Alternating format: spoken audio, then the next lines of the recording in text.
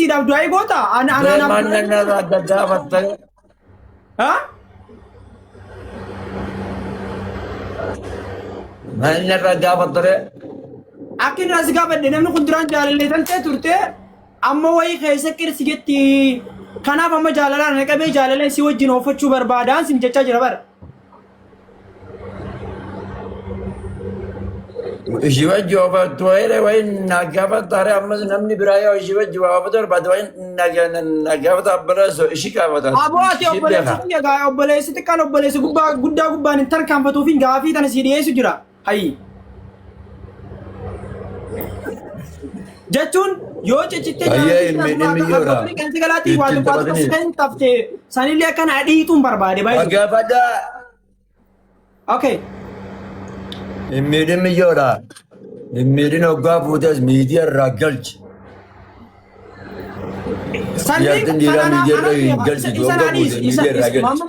Isa naadhiis maamu ba'een isa miidiyaa irraa galchuu dhiisu anaaf isii qofa walii gala isa ati nu dhiisi. Ati wanti sirraa barbaadu yoo jiraatu. Anumaaf ishii qofaa walii gala jiran miidiyaa irra. Anumaaf qofa ishii qofaa walii gala jiran miidiyaa irratti dhiisga. Jartii antee namni jaalala. Sannaaf isii walii gala maamu ba'een dhaga'u jirta. Akkiin siin jee ati wanti gama isiitti wayi waasii hafanii onnee keessa wayi waa jiranii. Ati booniyyeen na jaalattee jirti anillee jaaladheen jira. Miyyoon tuni jannanni karaa shawaa maaliin murteessee jannanni karaa shawaa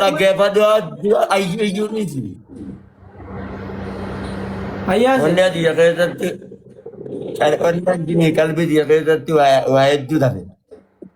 Hafee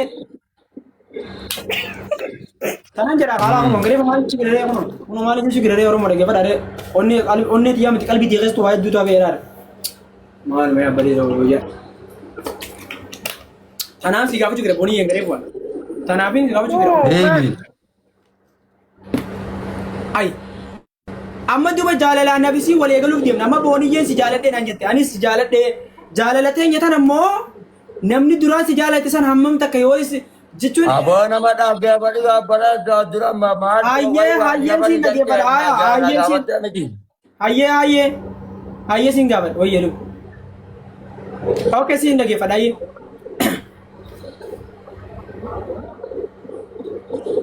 jalqaba irratti namni ishiin heerumte namni ishiin arganaas booda dhiira biraa heerumuudhaaf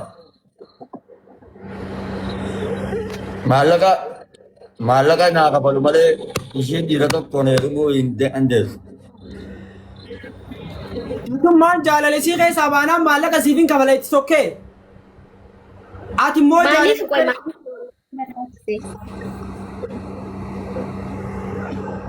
maaliif maallaqni barbaachise gaafadhu.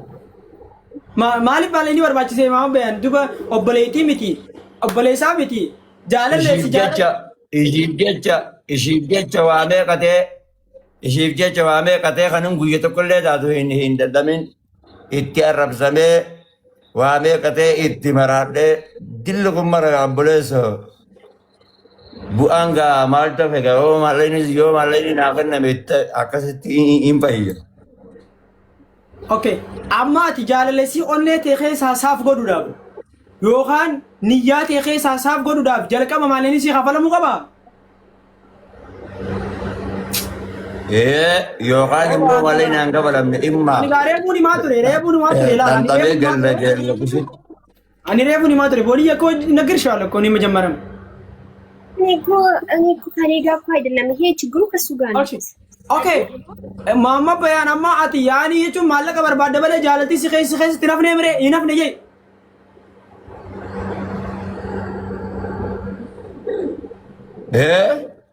Oi maallaqni kun kan kaffalamu caala. Okay. Yeah. Wayna abaaree jira akkin bultiin godhanne wayna abaaree jira saniif afootuun jechuuf moo maali yaani maallaqni kan barbaachisu. Ana baru miti ana baru Ishi. Okay, duba mama bayan amma laal mama bayan yo wanti taate namatti wali gufuu ta'uun gaarii kan taanes ni beekta tokko inni tokko kana inni lammaffaan akkuma barbaadatu baree ana barbaadatu nama guddaati je booda geeffatu yeroo taana kutti